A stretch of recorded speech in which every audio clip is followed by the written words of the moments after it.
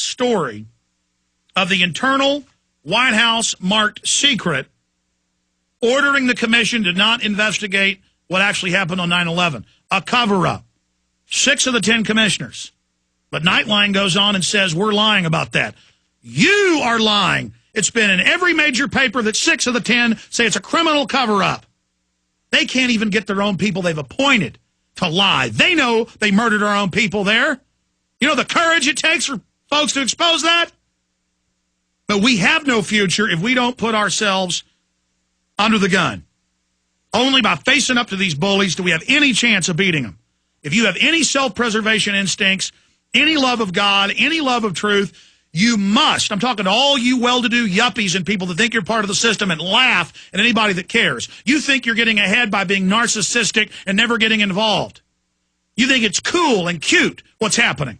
I've had a lot of businessmen stop me on their Harleys or whatever on the side of the street on Congress and go, hey, you seeing the black helicopters, Alex? And I go, you really think 9/11 isn't an inside job? And they go, so what? We had to do it. That's how things get done. You know, they think because they can buy. I mean, a lot of people in business and life think this is cute. They know. They think that's how you get America motivated.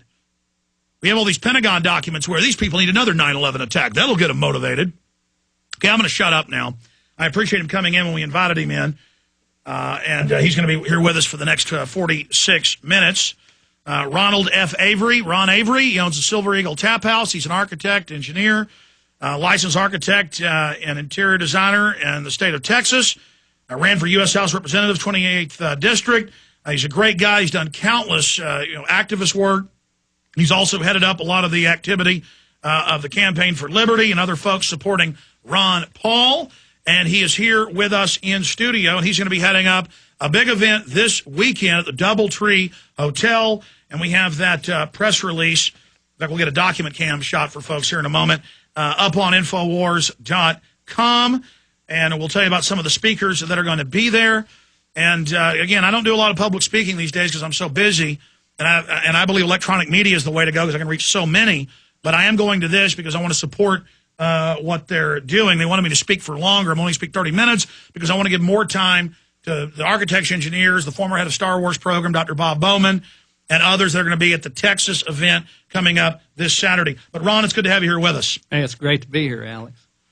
We're going to break in about 5 minutes. We'll start getting into your abbreviated breakdown. You're going to be doing this with some larger models and things at the event. Right. We'll also get into this latest news. But how did you get into 9/11 Truth? Tell us about what Architects and Engineers has just done the last month and where all this is going. Okay, well, I got into it essentially right when it happened on 9/11, 01. I was kind of already in the Patriot movement and had opened the tap house and had patriots there and make special presentations.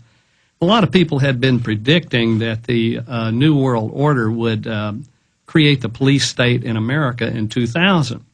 And so actually they were a year late. So as soon as I heard about the World Trade Center having collapsed, or one of the towers, I knew right then that this was going to be the event that they were going to bring the New World Order in on, or the police state in America.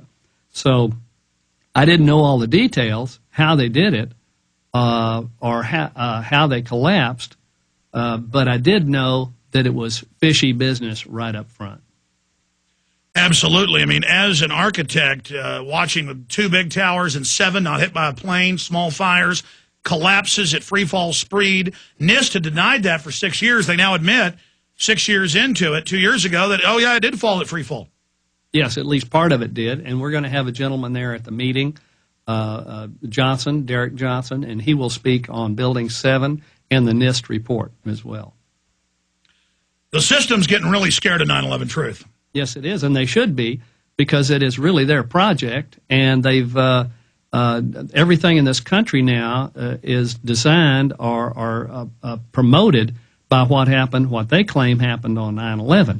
And if they lose that, if they lose the cornerstone, they lose the whole deal. Well, not just the science of this, which is legion, but the history of governments, and our own government admittedly staging terror, and then within minutes on every channel, and this is covered in Fabled Enemies, the same talking points. The world has changed. You're going to have to give your rights up. We're going to have to attack Iraq. Right. Within minutes, they all had the same talking point, and they had CIA operatives as the towers collapsed going, oh, the fires did it, and as you can see the footprint. You can see these operatives on the same channels. BBC did a false start 25 minutes before. Later was admitted Reuters gave it to them. I predicted that because I could tell it was a script, 2 channels simultaneously, and CNN, so 3.